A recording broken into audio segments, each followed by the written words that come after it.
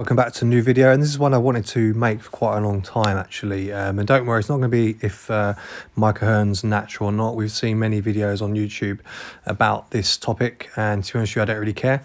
This video is about whether or not he had the potential to be a strongman competitor, and obviously, as we know, he's had lots of different achievements in sports growing up. From the age of 14 here, he actually started competing in bodybuilding at the age of 15 and winning the teenage Washington State competition, which was incredible.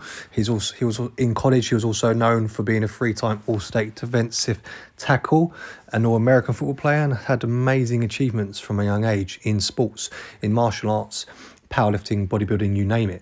And I wanted to talk about him today because basically I feel that if he'd actually pursued it with strongman after powerlifting, because let's face it, most people who do powerlifting do go into strongman.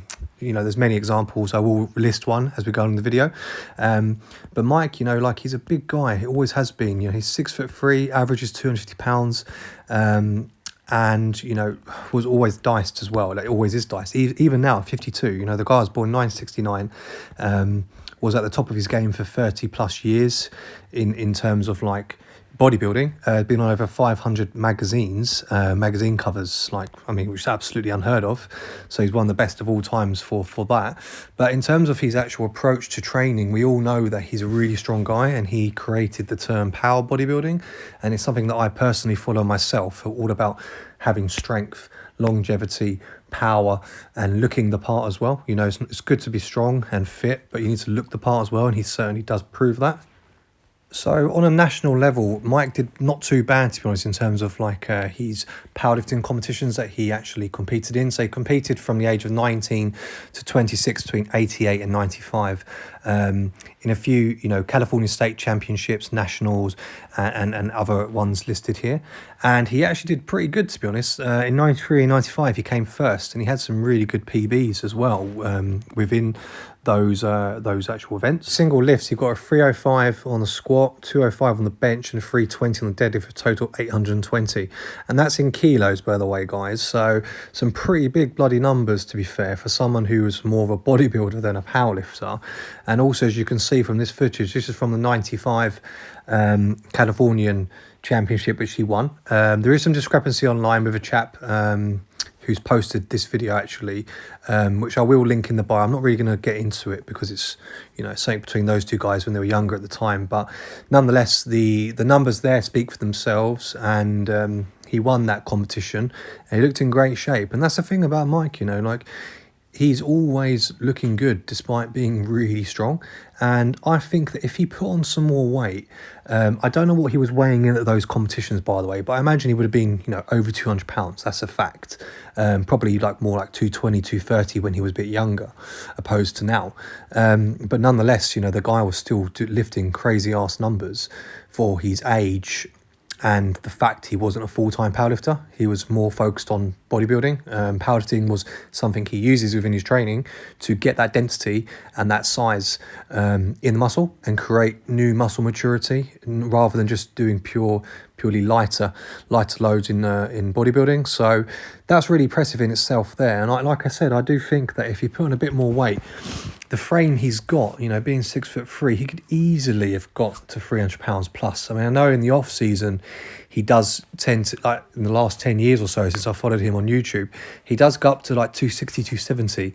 And yeah, you can see he's got a moon face. He looks a lot more bloated and round and more like a cloud.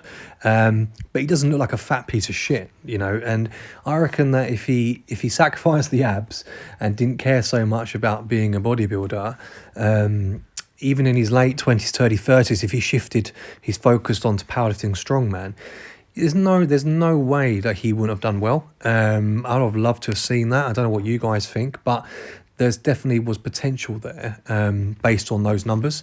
And, you know, in terms of his actual overall personal bests, he's supposedly done a 370 kilo squat. That's 815 pounds. So it's about 3.3 times his body weight. 230 kilos on the bench, and also 345 on the deadlift.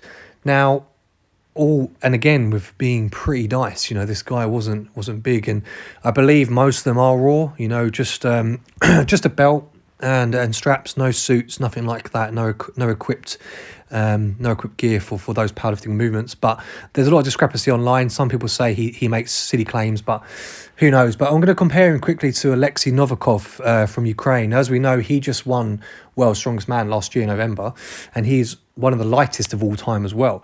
So he's actually heavier than Mike. He comes in about 298 pounds, but he's shorter, so he's 6'1". But he proved the world that even though he's second youngest of all time, and one of the lightest of all times, and also only at 24, that he could take on anyone. The biggest, the boldest, and the most experienced. He's a young guy, but being smaller wasn't an issue for him. So I used him as a comparison because I think that, Mike has got a good 2 inches on him. Really technical as well, because that's what Novikov's known for. He's really good at approaching lifts technically to get them done efficiently without hurting himself and to basically dominate. And Mike's approach to training is very much the same. He's very calculated and really understands what he's doing and with his body and how to keep that longevity and not hurt himself, because as far as we know, he's never been seriously injured. He's been at the top of his game since he was in his teens. And based on those merits alone and the comparison to Novikov, I don't see why he couldn't have potentially gone into strongman. And at any age really, they've even got some of the guys now who are in the World's Strongest Man events who are in their early 40s or pushing their 40s. So I know Mike's now 52 and it's something he's obviously not going to look at now, which is understandable, but he could have at least 10 years ago even just entered or perhaps gone into the masters level, which would have been really interesting, because based on the numbers that I've given you for his personal bests, a 305 kilo deadlift, that's not far off really like an entering weight now for deadlift challenges. And may I add, when Mike is training, and you've seen many videos online of him on YouTube, whatnot, he's doing like squats with let's say 140 kilos to 180 for reps. We're talking like 15, 20 reps, sometimes more. I think he's done 140 once for like his birthday. So it's like 49 or 50 reps at the time. He can bench for reps. He can squat and deadlift for reps. In terms of his shoulder strength as well, he's got really strong shoulders. He's pressing some heavy weights, whether seated, standing, barbell, dumbbells, you name it. Every lift, he's actually very strong, and also can back up with reps. So I really do feel that he had the potential, and it's a shame he never did go into it, but he chose the bodybuilding path, and that's what forged his success and what he loves. I'm the same. I love it. Well, we're both power bodybuilders, so we are strong, and we do outlift a lot of people and still look great. So what more could you ask for? But at the same time, if you've got that potential, that strength there, and that understanding of your body and how to train, it's always good to try and transition to other sports and see what you can do. But granted, he did do many others, the martial arts I mentioned, powerlifting, bodybuilding, natural ones apparently, but obviously I said I'm not going to go into the natural aspects, whether he's natty or not. So it's a shame he didn't do that, but I think in terms of his overall career and what we see even now in his 50s, the guy is so strong, and he really is the superhuman that he's nicknamed, so credit to him.